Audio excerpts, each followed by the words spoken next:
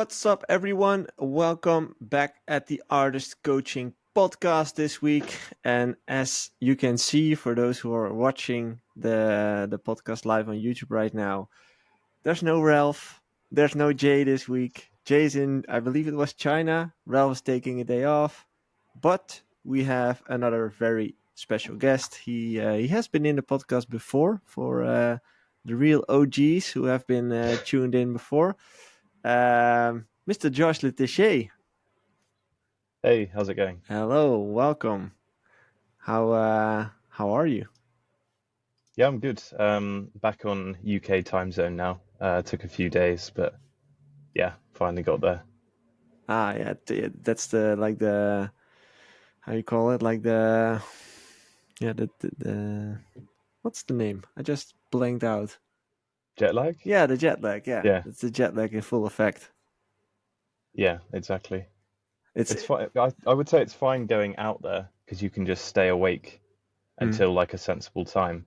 mm-hmm. But for me, coming back, I'm just like crashing on the sofa at like 9 p.m., which for me is way too early. So yeah, it took a week to get back to like the 11 p.m. Bedtime. Yeah, I can imagine. Yeah, I used to normally, like back in the days, it took me like 2-3 days to kind of get back into the rhythm. And that was the problem as well when you had like short weekends of touring, so not 2 weeks but like 2 or 3 days. Yeah, Then the whole rhythm was screwed because once you were there, you were kind of finally in the schedule of there, and then you had to leave and go back home. So you were constantly fighting with the time zone. yeah, But yeah, you went for 2 weeks, right? Last time. yeah, yeah. Yeah, that helps. Makes things a bit easier. It does, but then because it was Songkran, there were so many parties, so many events, and then the traffic was insane. So we would say leave the club at a sensible time, say like 3 a.m., Mm-hmm. and then get back at 5 a.m. because trying to call like an Uber, or they call it Bolt over there, you were just like, you were getting one, it got cancelled, getting one cancelled, and in the end, we had to like walk 15, 20 minutes in the right direction away from all the traffic and then call one. But yeah. it took a day or two to even realize that. So Yeah, I can imagine. Yeah. Anyways, yeah, as I've mentioned in the post before, and when we talked briefly before the podcast episode, I think it would be nice for today to catch up with you to see how you've been doing in the past few months. Because there have been some recent developments which has been huge, and I think your story will be very valuable for aspiring artists who are kind of building their way towards the same path that you're walking on right now. sounds good. So Yeah. yeah, where should we start? As in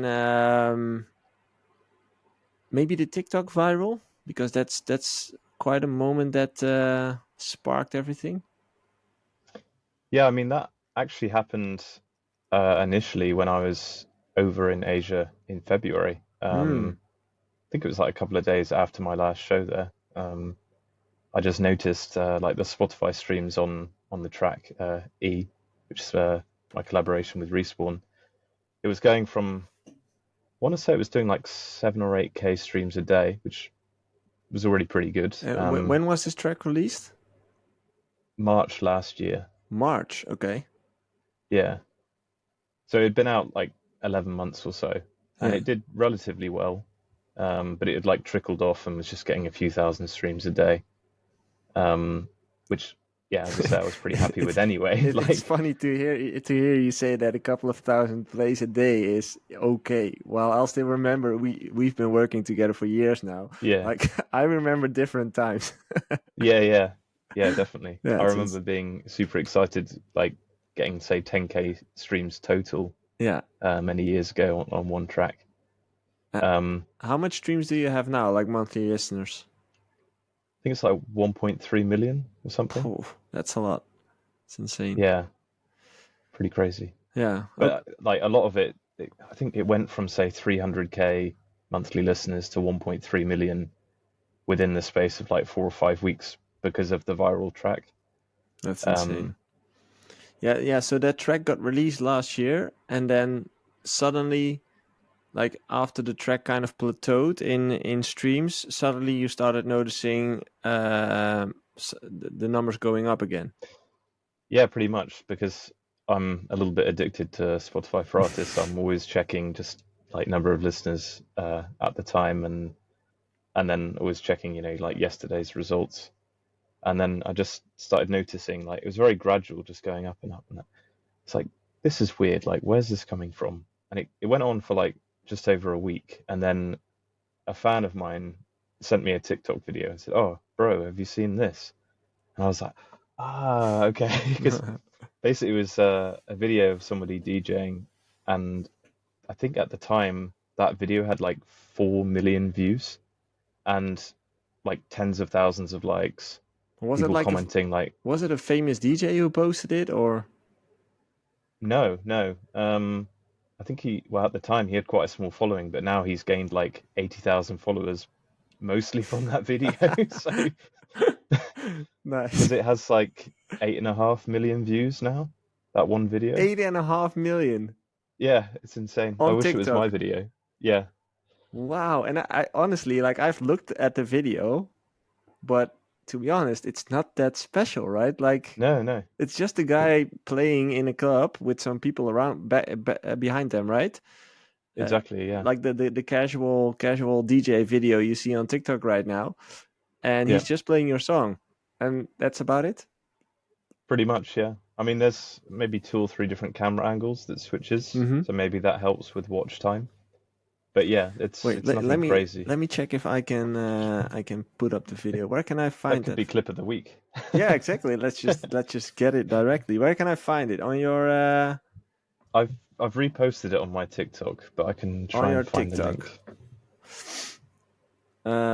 Let me check if I can find it.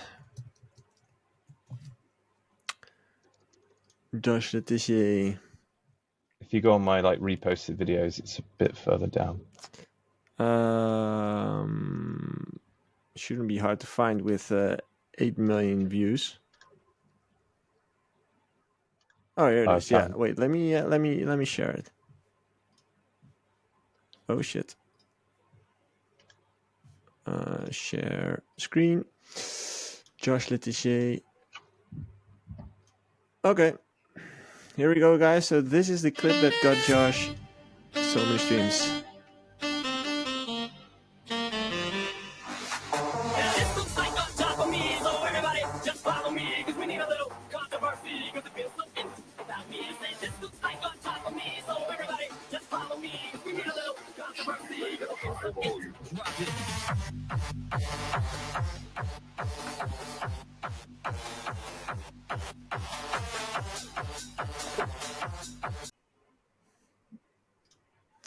Yeah. So that's the clip. And if you saw it, it's just a casual DJ playing in a club with some different angles, as you mentioned. It's not that Yeah, special, but 8.5 million views. it's crazy. Holy shit. Yeah, it's insane. Like I wish I had recorded that, and I wish it was on my profile because that would Yeah. help with gaining more followers. But it's good that like Respawn and I have obviously got the streams on Mm-hmm. our Spotify for it. So And tell me a bit more about that period in time. As in, what did you start to notice aside from the fact that the track started to go up in numbers? Was there anything else that you noticed? I mean, I did gain some followers, but whether or not it was directly related to that, it's hard to tell. Mm-hmm. Um, but also like now, I'm even like yesterday, I had an email from a record label saying like, "Hey Josh, really love some of your tracks. Like, can you send me demos?" Which is quite rare. I think that record labels actually reach out to you.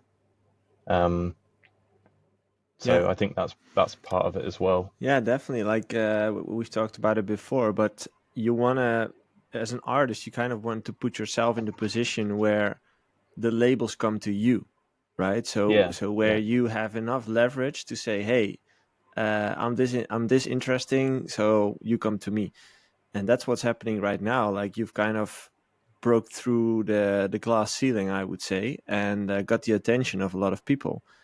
And funny enough, it's because of a TikTok viral. Who would have known? Yeah, it's actually really like inspiring and motivating to see that like one video can trigger that much Yeah, attention.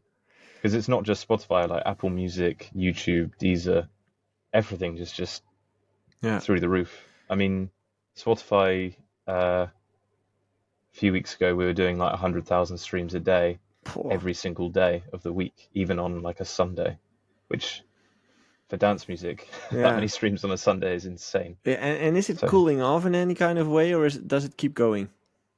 um, I mean, it's cooled off in some sort of way, but it still did like 85,000 streams yesterday, Oh which man. I'm pretty happy about that. So, Yeah, that's yeah, that's insane. Yeah, it's that's the weird thing about the music industry, and as you say, the fun and the motivating thing. Like this is one of the other examples that you just simply never know where your music ends up. yeah, Like this is the yeah, it's whole true. reason why you should put out your music, and even 1 year later, the song can become a TikTok viral hit. Like it's hard to explain how those things work, but somehow if you put all those songs into the universe, they will start to create opportunities for you, right? And this is a perfect example of it. And I've seen many before in my career, to be honest. But it's great to see that it's happening to you right now. It's well deserved. Thanks. Of- Yeah, it's I think we've spoken about this maybe the last time I was on the podcast, where it's like buying lottery tickets. Mhm. Every single release is like a lottery ticket, so you've got more chances to win the lottery. Yeah, exactly. Yeah, yeah. That's a So good way to put it. Yeah, it's true. Okay. Um. So that track is kind of blowing up as we speak. Are there any other plans with that track from now on, or is it just like sitting back and enjoying well, the ride? actually, um, the track that's on Spotify and everywhere right now is just the instrumental. Um, but we have the vocal version coming out on Friday, with which got signed the to a bigger Eminem label. vocal on it. Yeah, I mean it's somebody else doing the vocals. It's obviously not Eminem. The Yeah. track didn't go that crazy, um, but yeah. So I'm excited to see how that goes and because like a big label is like invested in that quite heavily. So and that also it, came from the viral hit. So they reached out to you saying, "Hey, we want to yeah, release this." yeah, exactly. They just reached out to me in Respawn, and then we put them in touch with the label that like um, now own a portion of it instead of the full track, Hmm. and they came up with a deal. And then they also were interested in doing like a vocal version, which effectively is like the mashup that I made that got ended up getting played. So Yeah, that's the one you hear in the video, right? yeah, it's just a mashup that I made with Eminem for live shows, and I just put it on SoundCloud, and Yeah, people downloaded it and cool. played it. So it gets re-released 1 year after the initial release, Yeah, pretty much. Yeah, and now they're trying to market it again. pretty much. Yeah. Ah, that's I fun. mean, in theory, it should do better than the instrumental, but we've also seen examples in the past, I think, where they try and do like a vocal version of a track and it doesn't do as well as the instrumental. Yeah, I was Wasn't actually. wasn't there like a vocal version of Animals by Martin Garrix that just flopped or something? I'm not sure, to be honest. Like, Maybe not that one, but there's definitely some examples where yeah. they try to add vocals and it doesn't work. So Well, this morning I was in the car listening to. Do you still know the Deadmau5 song? I remember. yeah, Yeah, and classic. then you had the track from Alexis Jordan, called "Happiness." Mm, doesn't ring a bell. Yeah, it's Maybe if like I heard it's it. it's it's.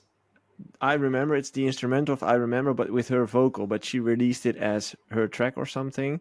Right. But both equally good songs. I like the instrumental, but I also like the more commercial kind of version from her. Mm, But it's crazy to see how tracks can develop over time and which one might do better than the other.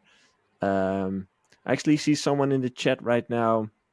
Ben Singh says there was one of Mammoth called Body Talk, and that didn't do as well. Mammoth, obviously, the instrumental was a yeah. huge hit. But to be honest, I've never heard Body Talk, the vocal No. version of it. It's Yeah, it's insane. Yeah, I think let's it's the same let's. with Tsunami as well, right? There was, Yeah, I saw somebody mentioning that as well, tsunami, but I'm not aware of a vocal version of that. Maybe that's the whole reason why. by the way, where do you see the chat on this app? Because, Oh no, I'm on the YouTube live stream.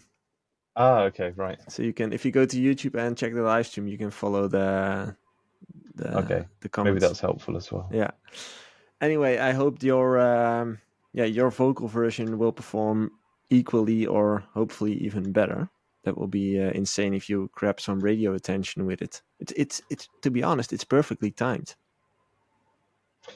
In theory, the vocal version should do pretty well because that's the version that went viral on Mm-hmm. TikTok, and everyone's going to Spotify, and I get questions like, "When's the vocal version coming?" Because this is just an instrumental. So yeah, but we'll see. You can never predict anything in the music industry. No, that's true. But logically thinking about it, as in, e- even from a DJ perspective as well, like I think most DJs would prefer playing the vocal version because that's what the audience knows, right? That's what they can sing It's the along. version I play. I play my mashup as opposed to the instrumental. So Exactly. There's a reason why you made that mashup. So I think from a DJ perspective, that will be much more interesting to play. hmm, And from a listening perspective as well. But yeah, as you said, music can do weird things. So let's not exactly. predict anything and just hope for the best. I always find that like when you release a track, you think, "Oh, this is going to be the biggest track ever," and then it just doesn't do that well. And then maybe a track that you not saying it's bad, but you just think, I'll put it out and see what happens, and then it just like explodes. Yeah, It's exactly. weird. And was it the same with this one? As in, didn't you have that high of an expectation for this one? To be honest, I did have a really high expectation, and it did do pretty well for the first few months, Hmm. and then it obviously trailed off, and I thought, okay, like not bad, but not what I was hoping for. And then, yeah, 11 Again. months later. Yeah, exactly. Okay. Yeah, it's insane. Okay, so that happened, and as you mentioned, that came one when you were on tour in Asia for the first time. Yeah, Yeah, let's talk about that because you recently started like touring in Asia. You did some international gigs before, but this was your first longer tour, right? yeah, first time in Asia like ever. So Yeah, and like 2 weeks in a row. the the first trip was 3 weeks Oh, three because weeks. yeah, basically at the end of it, we just decided to have like 1 week to chill and just actually enjoy the place. Yeah. So So could you tell the audience a bit more about how that came, how that happened? Like, how did that tour happen? um, I think maybe last summer I got a message from like a booker stroke resident DJ in Macau who just followed me on Instagram and said, "Oh, really like some of your work and your mashups. Let me know if you want to come and play in Macau sometime." So yeah, I just let him know that yeah, I'd love to come. And it's Yeah. just took a few months for me to kind of work out the best time to go. Because I think the piece of advice he gave me was avoid Chinese New Year because the Mm, flight prices go insane. So I think I went the week after Chinese New Year or something. okay. And And then once I kind of had the first one locked in, that's when I started messaging like club promoters and bookers and trying to get as many dates as possible. So and how did you approach that? Like, is that as simple as reaching out people on Instagram on and sending direct messages, or? I mean, you make it sound simple. It is that simple, but actually, like trying to find like the clubs that actually play your style of music, and then trying to find the actual booker of that club. That's Mm-hmm. probably the hardest thing because they're not like they're not sort of advertising themselves like, "Hey, message me for Yeah, gigs," exactly. because like they don't want those messages because they're getting hundreds of them. So Yeah, um, and so I think it's kind of a numbers game. Like I've yeah. messaged so many of them, and some of them don't respond, or some of them can't do it at the time that you're there, or perhaps like the fee doesn't work out, or whatever it might be. So Mm, again, it's back to that lottery ticket thing. Just trying to contact as many people as possible. yeah. And then you have your gigs scheduled, as in you have a few of those gigs that might fit into 2 weekends, Mm. Yeah, and then the travel comes. Like, how do yeah. you get there? Like, how did you experience that, and what needed to happen in order to, yeah, to make that gigs happen? What do you mean in terms of like booking the flights or? Well, it's one thing to reach out to bookers and to see if you're able to play there, but you also actually need to get there. So you need to book flights and hotels, and like all the travel that comes with it needs to happen as well. Yeah, yeah, that was a very time consuming thing as well. Just trying to find the best deals on like Skyscanner and like Airbnb, and just kind of making sure that you've booked like in advance so that way you get good deals, but at the same time you want to leave some windows open in case that gig that you might get actually comes through. So yeah, that's a challenge as well. Just the whole kind of logistics of planning everything. Yeah. How time consuming was that? I don't know. I've definitely wasted some, well, not wasted, but spent quite a few afternoons on like Sundays trying to figure out the best routes, and yeah, even things like trying to get like an Airbnb or a hotel close to the club on the night of the gig, because that helps, especially with like big cities like Bangkok. Hmm. Yeah, that's insane. Did that help you, like in hindsight, did it help you to understand why having a booker might be handy at some point? Yeah, definitely. It would be so nice if you just didn't have to do all of the messaging, do all of the booking of the hotels, and yeah, it's also takes away from actually making music, because the time that I would normally be making music was booking flights and trying to figure out, where's the best place to stay Yeah. at certain times. So Yeah, doing the it, paperwork actually. yeah, exactly. Yeah, and It that, was it's kind of like booking a holiday in some ways, but just with the added stress of I need to be here and there, and it's not like you're booking one flight there and one flight back. yeah, exactly. It's a lot less time sensitive as well. Mm, exactly. And tell me about your experiences on that first tour. Like, how did you experience it all? To be away from home, like playing all these gigs, maybe having your first fans waiting for you. Yeah, it was awesome. I mean, it was something that I'd been like dreaming about and working towards for over a decade. So it was uh, it was incredible. Absolutely loved it. Didn't get homesick. Like I wasn't even thinking about going back home. Um, but then I obviously know that if you were doing that for a very long period of time and not being home for months, then I can see maybe it gets challenging, particularly if you're dealing with different time zones. But yeah, the time zones weren't too much of an issue once we were there. Yeah, if you're there Um, for a longer period of time, it's not really a problem. yeah, That's true. and just like having never been to Asia before, it was just a really interesting experience. Like we spent a couple of days in Hong Kong, and then it's interesting because like Macau is a 1 hour boat ride away, and yet it's so different. Like it has its own currency.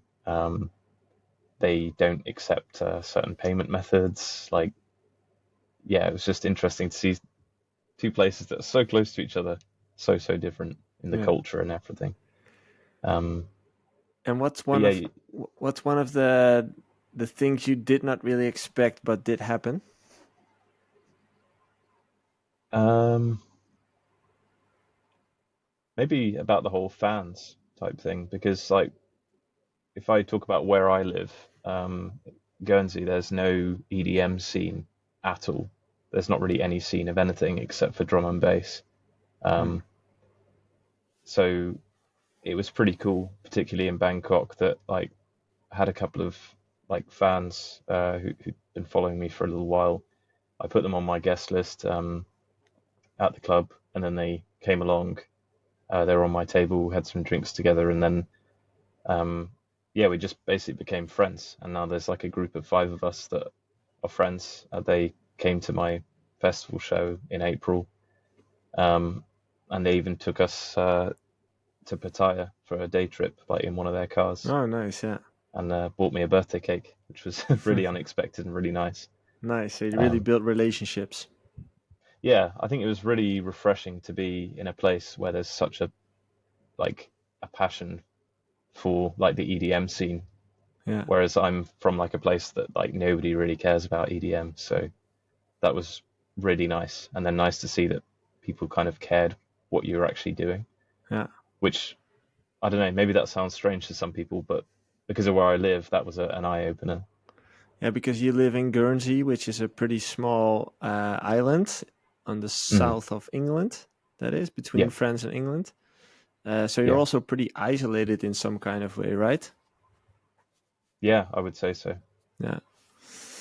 Um, Fast forward a little bit to the second tour because you just got back from your second time in Asia Yep. and you got to play at a big festival show there. Um, and it sounded to me like that second tour was on another level in a lot of ways, as in the festival show was one of your biggest shows up until now. Yeah, Where, I think it was the biggest one, to be honest. yeah, Yeah. where you had your own visuals and stuff. You brought your visual guy who lived there, right? Could you tell Yeah. us a bit more about that? Yeah, so after my first trip to Asia, I realized that my visuals weren't that great and I wanted to invest in in new headshots, new visuals, like just an actual intro visual to go with my intro song. So a friend of mine sent me this guy's name and number, contacted him. He's actually a Dutch guy, but he lives in Bangkok, and he's like a VJ by day or by night, and then a visuals guy who builds all that stuff. Yeah, during the day, and then um, because I think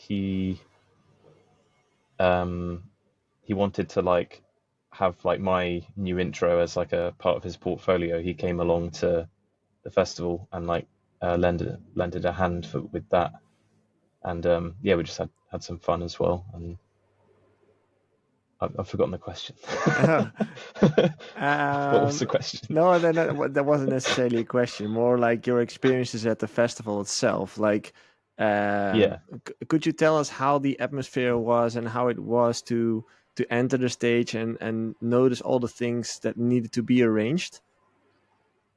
yeah. So well, that festival was it was really bad timing. There was a really bad storm, basically like an hour or two after the festival opened, so they had to close the grounds for like 2.5 hours or something. Hmm. So by the time the festival reopened, my set would have already been finished. But luckily, the organizers like moved everyone's set and kind of cut everyone's set in half, except for the headliners, which is fair because like people probably bought a ticket to see them. Um, so I was told, yeah, that my 60-minute set is now 30 minutes. So I quickly like whipped out my laptop like in the backstage and was like, right, this is kind of the folder of tracks I kind of wanted to play and like had in mind. Now it's like, right, let's just go all in and just go banger, banger, banger. Um, so yeah, I spent sort of 10-15 minutes just not redoing the whole thing, but just really trying to make it super focused and make the most out of it.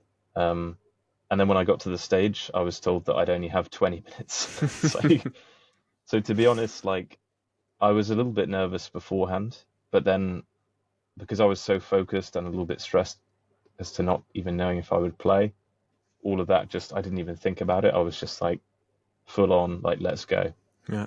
Um, so it's quite a interesting experience to have that, I guess, quite early on because you can kind of see where things would go wrong. Um, and actually having his name's Wesley, the visuals guy with me, he really helped because he went to the front of house and helped them with like setting up my intro. Um, whereas I think if he wasn't there because of the storm and all the stresses around that, that probably wouldn't have got played. So Yeah. yeah, big shout out to him. Yeah, that's definitely one part of touring is that there will be unexpected things, Yeah, and definitely. especially if you come to different, um, how do you say that, like different part of the world, as in there's different cultures, different way of arranging things, different levels of how festivals are being organized. Like be having a high adapting skill is a nice skill to have as an artist, because you need to be flexible in a lot of ways, and knowing how to deal with pressure as well. Yeah, Because as you mentioned, like you came onto the stage and they just told you like, oh, it's not going to be 30, it's going to be 20 sets to 20 minutes. yeah, It's like, oh shit, okay. You have to handle quickly under pressure. um, exactly. so that's something you definitely need to learn when you start touring more often. Yeah, I think I mean it was a really good set by the way. Like those 20 minutes, like the crowd really went for it, and I really enjoyed it, and it was just like it was awesome. But at the same time, I'm like it's a bit of a shame that it wasn't like it wasn't 60 minutes because I think it was going to be like yeah my biggest gig so far. But I'm just taking it as like a learning experience, have some good content. Um, yeah, and it was a fun night in the end, I Yeah, exactly. would That's say. nice to hear, man. So here we are having a viral TikTok hit and having two long Asia tours in the pocket. What's the plan for now for you? Um, keep releasing music, and I'm actually going back to Asia again in July. I got my gig in the Philippines confirmed yesterday. Nice, So again, congrats. pressure. Thanks.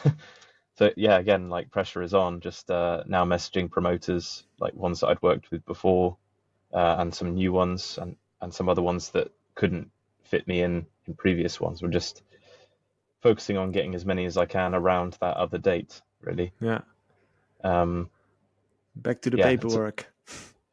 yeah, exactly. And then somewhere in there, I'm gonna carry on releasing music, so it's Yeah, I, gets very I, stressful I'm sometimes. wondering, what's one of the things you underestimated the most? As in, one thing that impacted your career a lot, but you underestimated that. Um, it's a good question. I'm tempted to say things like bootlegs, to be Hmm. honest, which I know will make you happy. Because yeah, just I think it's good for exposure. Getting a lot of DJs playing your bootlegs.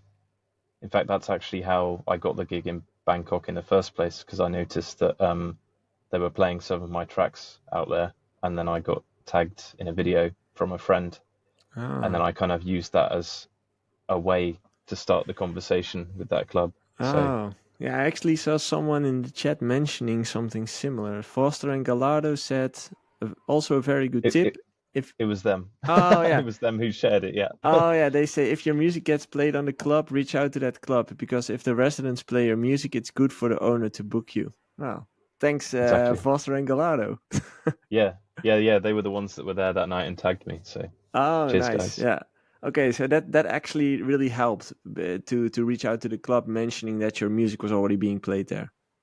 Yeah, I think because I'd sent them a DM beforehand and just got ignored because obviously they get loads of DMs. Hmm. But then the fact that I was like tagged in a story and it was them, I think they were also tagged.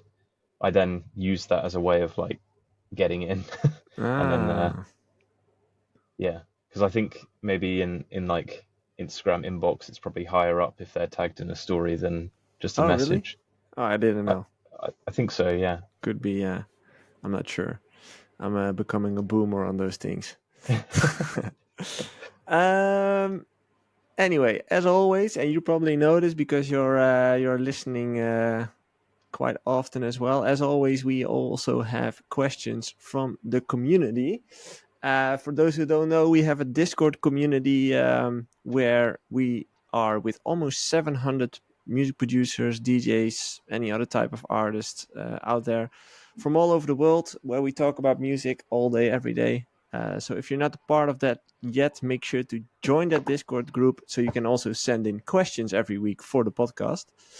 And by the way, now that I'm mentioning it, starting tomorrow on the 1st of May, we will start off with a challenge, the 30-day music challenge. Have you seen that coming by, Josh? I have, but I can't commit to it, I'm afraid. Just too busy.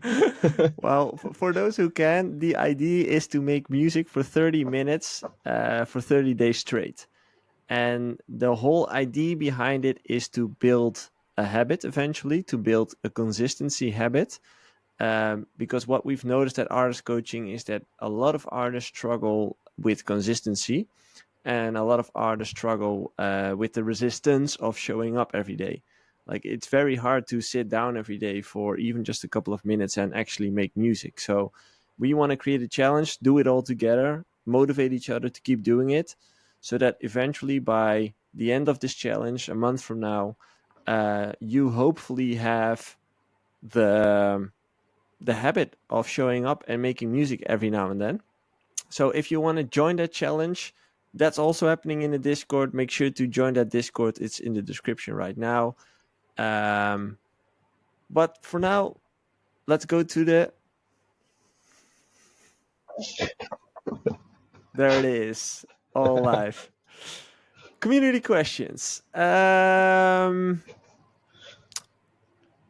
is it? Here it is. Question from Mikey Foden. Question for you lads. What do you feel is a good release cadence? I see some artists do 3 to 4 releases in quick succession and then go quiet, and others seem to spread it out. I've heard aiming for at least one every couple of months seems to be a good one, but wanted your thoughts. What are your thoughts on that, Josh? You're releasing every month, right? Yeah, sometimes even more, which gets a little bit too much because, for example, I released a track on Friday and I haven't even made a post about it yet because I'm still like posting about previous stuff. So I think probably once every 4 weeks is good. That's what you've been doing for a long period of time, right? Yeah, And is that doable with promotion as well? As in, do you have enough time to promote the songs properly? I think so. Yeah, once every 4 weeks is good. And then what I've been doing as well is doing a bootleg in between. So like every Mm. 2 weeks. So like one, say Spotify like actual release, and then one like SoundCloud bootleg type thing. Yeah, so yeah, and then the bootleg gets promoted on Hyped It or something. Yeah, exactly. Yeah. Yeah. Okay.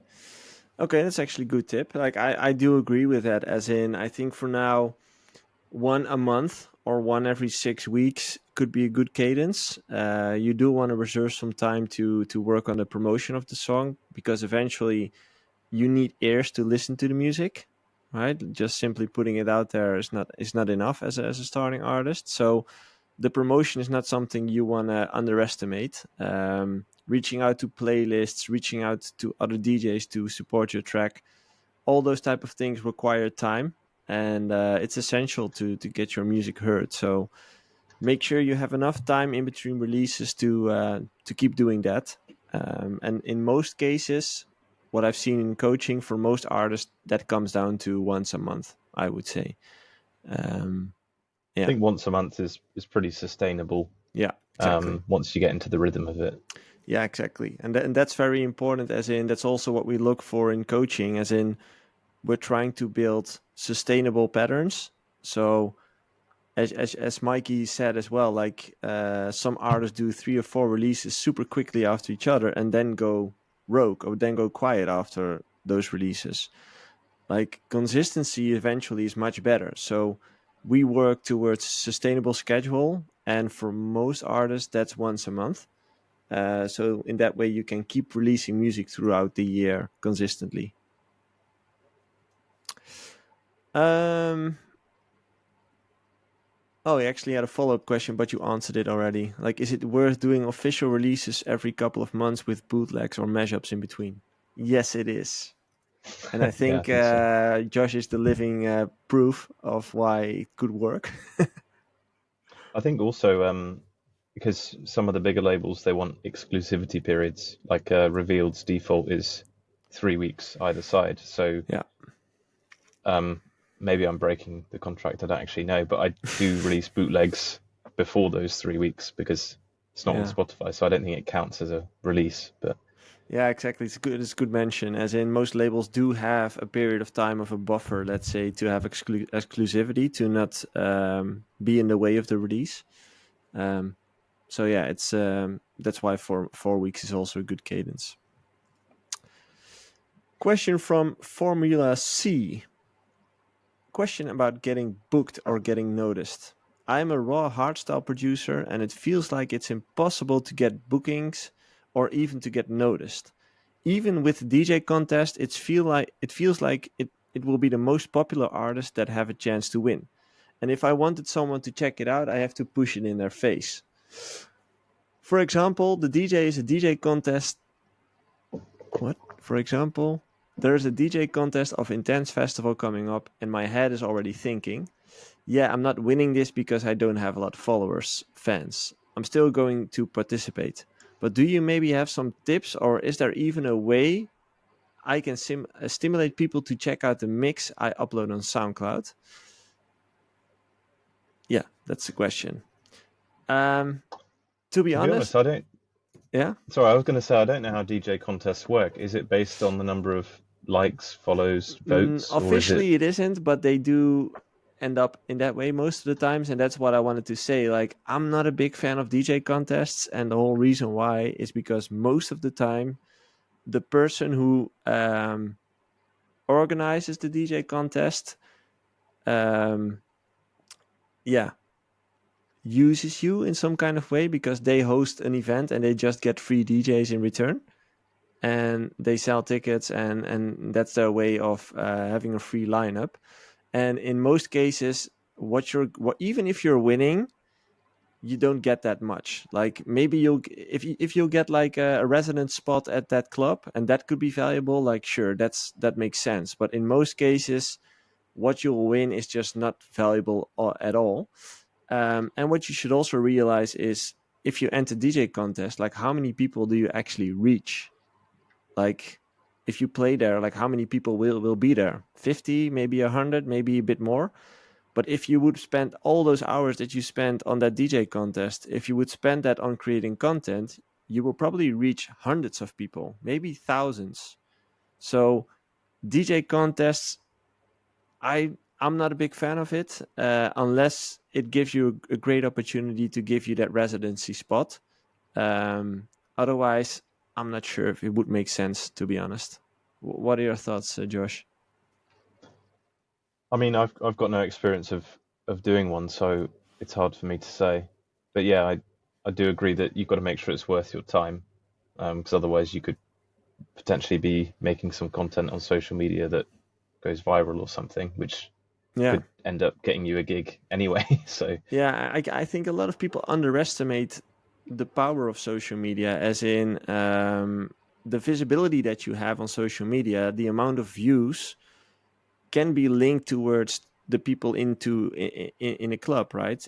But in a club, you'll reach 100 to maybe a couple of hundred people, and on socials, you can reach thousands, like, easier than through contests, for example.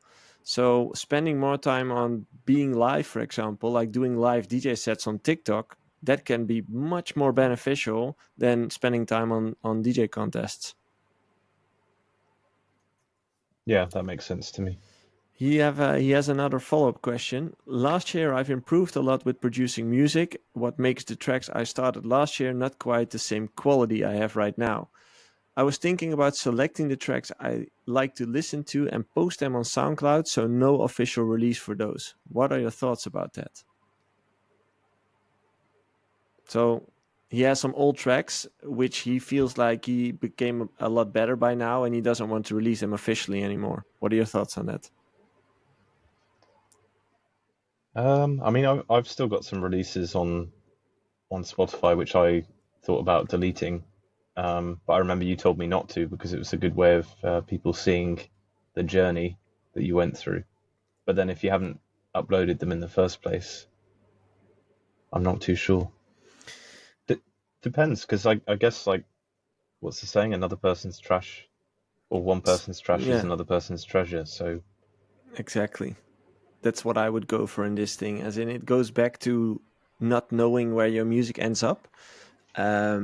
Your your 7 could be someone else's 10, as you said. Like somebody else's trash could be someone else's treasure.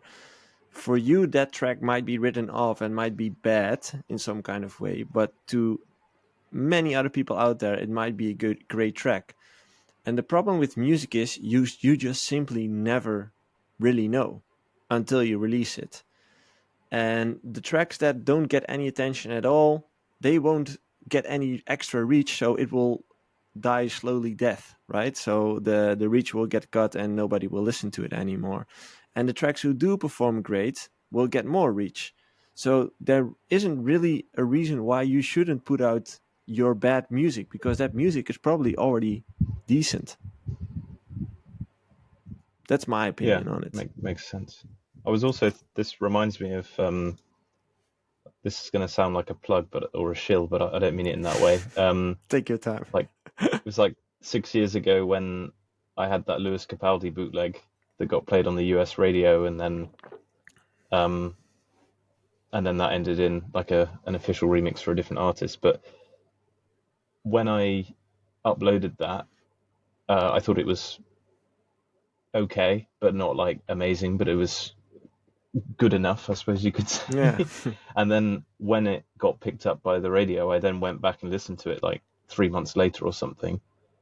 And I was like, oh no, the mix is terrible. Like, this isn't good. Like, oh, I was kind of cringing. But then I was getting messages from people saying, oh, this bootleg is so good. And I was thinking, oh, like, I want to redo it, Yeah. you know? So, Yeah, but that's just another example of why you should put it out there. In most cases, if it's good enough. You should just put it out, and you'll probably notice that for most people the quality is already high enough. And if it isn't, it just dies a slowly death, and that's okay. On to the next one. But make sure to put out the music. That's so important. Question for Josh from Judgment, another community member. You have an insane amount of monthly listeners. Huge congrats, by the way. How do you manage to keep track of getting all your royalties? well, I have a distributor. I use DistroKid and also have some tracks on TuneCore. So that gets handled through that. And then the label releases, they send you like a statement every 6 months or every 3 months, depending on the label. And that's it, really. Yeah, that's the big advantage you have, as in most of the tracks you've released are self-released. So it's easier to keep track on the royalties because it's all automated, right? Through Yeah. TuneCore and Discord. There are some Discord. labels that I've worked with that I've never received a statement for, which should probably follow up because some of those tracks Burn actually them got. right now. Yeah, What's their yeah. name? No. No, I'm not going to say. No. But yeah, I should probably follow up with them. Yeah, I think we all have those stories, right? Like labels who never really send royalty statements. But I think that the big advantage you have here is that you've released a lot by yourself. That makes things easier. And the releases you did have on labels were bigger labels, and bigger labels in general have their shit managed, as in it's all you'll Yeah. receive it, you'll receive your money. Like Revealed have a pretty, I can't remember the name of the system, but they have a Curve, really, I think it's Curve. yeah, I think Yeah, so. I But still yeah, get that's really cool. I still get it as well, like $6 every now and then.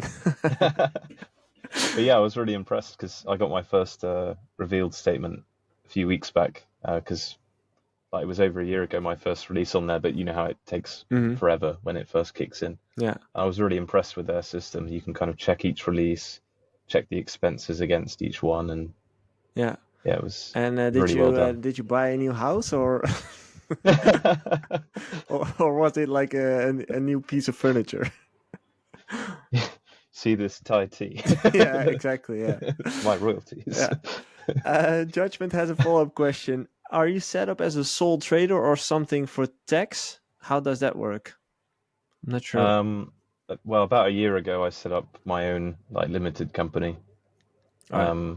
But in terms of tax, it's a bit of a weird one because I live in an island which Tax haven. has kind of a tax haven, but it also has totally different rules to everywhere else. So Yeah. Yeah. Okay. And he wonders if you are able to live a full time from music right now. Um, I think I could probably do it, but it's a lot of pressure. And I've spoken to Joey about this a few times, where I think for now I should keep my day job because it removes that pressure of when you're in the studio, like you have to make like hits, because it's like paying for your living. So I think it's healthy to have a full-time job for me right now. Yeah. Yeah, as long as you're capable to keep it and it keeps the balance right and it doesn't really interfere with anything, like then it's definitely a good idea to keep it. But if there's any moment where you feel like, oh, it's really becoming hard to manage both, and it becomes stressful to manage both, um, then it's a different thing. But for now, I think it's still doable. I also think it's good to not spend, say, 8 hours a day every day in the studio Yep. and have that kind of, when you do have, say, 3 or 4 hours, you make those 3 or 4 hours count. Yeah. Because I've done it in the past where I've taken, say, a couple of weeks vacation off work to be in the studio, and it's surprising how little you get done because you think, oh, I've got so much time, and then you just end up wasting it. Yeah, exactly. It's fun how deadlines can have a benefit for creative people, like having like close windows to work in and adding some kind of pressure can really help creative people to actually deliver some work. Mm, Because if there's too much time, as in no boundaries at all, it for some people it becomes too free, as in they'll end up doing nothing. yeah, So yeah, it's definitely it's a good way to put it, as in having a job can also add some kind of pressure to deliver when you have to deliver in those hours. yeah, I think so. Here's a question from another Josh, Mr. So's Delicious. He's another artist coaching member. Um, just starting out on TikTok doing lives and daily videos. Any tips that have massively helped your workflow, engagement, or results that you wish you knew earlier? Um, I don't really feel qualified to answer this because my TikTok is terrible. Uh, I just got lucky that one guy went viral with my song. Maybe you could I'm talk a bit about your content strategy, as in because that has developed over the years a lot. Like, mm, what's one thing you wish you knew earlier in regards to content? uh, definitely to be consistent with it. Like I'm trying to post 5 times a week, like across all the platforms. Mm-hmm. Um, Also, don't forget about YouTube Shorts because actually I get more views on YouTube than anywhere else, Yeah, it's and I think insane. that's because people forget about it. Mm-hmm. Um, and actually, something I learned from ADE last year was I I was I think I was posting on social media to reach new people, but then I'd forgotten about the like existing followers. And at ADE, I remember so many people saying, "Oh yeah, I watch your reels. Oh, I see you all the time because you're constantly posting." And I think I'd like neglected the existing followers, and I realized at ADE just how important it's good to post consistently for your existing fan base, not just to hopefully get loads of people that don't know who you are to come and follow Yeah. you. Such a So good point, to be honest. Like, I talked about this yesterday with another client, as in you should definitely think about the current audience, because those are the people who actually are your fans, mm, or are close to becoming your fan, right? So keeping them in the loop, updating them about what you're working on, maybe giving them some advantages over the new crowd, you could say. It's so important. And I think one of the ways that you could do that is by using stories a bit more often, because stories is mostly targeted towards the current audience and reels are more targeted towards a new audience.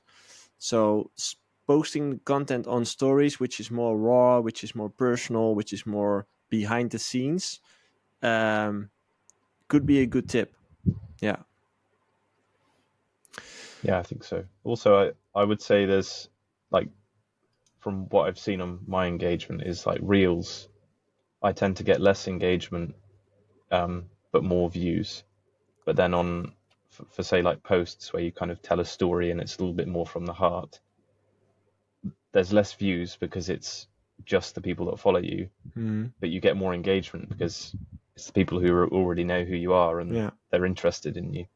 Yeah. It's So I a think also a balance of reels and posts and stories, of course. Yeah, true. You want to focus on building in the width, as in reaching new people and attracting new audiences, but also building into the depth, as in building real relationships with your audience and, yeah, building real fans eventually.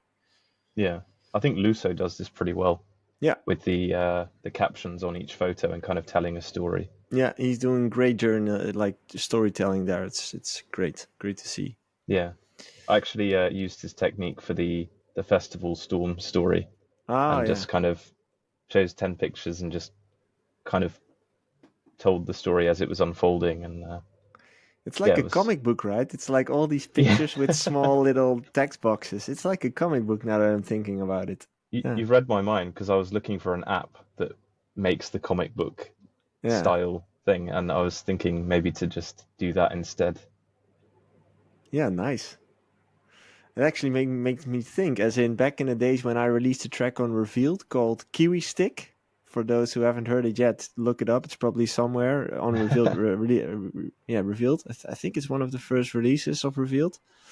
But the way how we marketed it, one of the posts that I did for it was also a comic book. We made a whole page of the story, like how Kiwi Stick became, how we ended up getting the title of the song, because there was a USB stick that I found in the fruit basket, and yeah, there was a track on that stick that I forgot about. So yeah, That's cool. I made a comic book of it, so made me think of it. That's very Um, cool. let's squeeze in one more question from Formula C again. Small question. Should you try getting tracks released by labels, or is it just as effective to release and promote them yourself? I think it depends on the label. Mm-hmm. Yeah, I Um, would say both, yeah, and only do labels when they're able to add value to your release. When they either have a big audience, or when they have a good like support um, system where a lot of DJs support what they release. yeah, I agree. There's been a few labels that I've released on a few years back where I thought to myself, I should just release this myself Mm-hmm. because the promotion was next to nothing. But obviously, they're taking like 60 or 70% of the royalties, and Yep. it sort of doesn't make like financial sense to do much promotion when you're giving away so much of it. Yeah, true. And I think you're also the living example, as in releasing music yourself can still get you there, right? It's not like it's impossible. Um, but now, a few years later, you are getting momentum. You own most of your own rights, most of the income. Yeah, you're textbook material. It also helps you build like your own following and your own fan base on Spotify and those platforms Mm-hmm. because what I notice, I won't give any examples, but I see some artists that say released on Revealed and some of the big labels done pretty well, but as soon as they decide to then release something themselves, they get hardly any support, hardly any streams because that was all because of Revealed and they weren't interested in the actual artist. Yeah, So yeah, it's yeah, a shame that, but that's the way it is, I yeah. think. But it's a good point, as in the numbers that you're getting are from real, actual fans, and not because you've leveraged somebody else's fan base. So Mm, it's clear data, you could say. yeah, Um, it's a good point. Never thought about it like that. Yeah.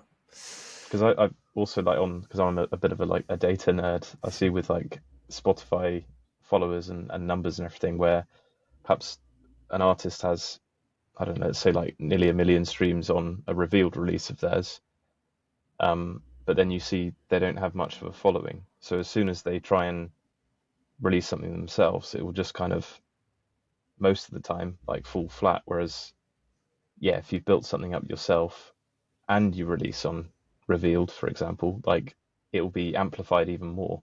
Yeah. but you still have the freedom to do it yourself if you've built up the following. Yeah, true. Good point. We've reached the end of the episode. Um, time flies. I bet I Ralph is devastated because I know how much he wants to meet me. Yeah, exactly. Yeah. I wonder if he's listening right now. I know he took a day off, so Probably not. he probably isn't. But we'll see. I'm not sure if he's probably not here as well. Otherwise, he'll be in the chat or whatever. But yeah, they'll definitely listen to the episode afterwards.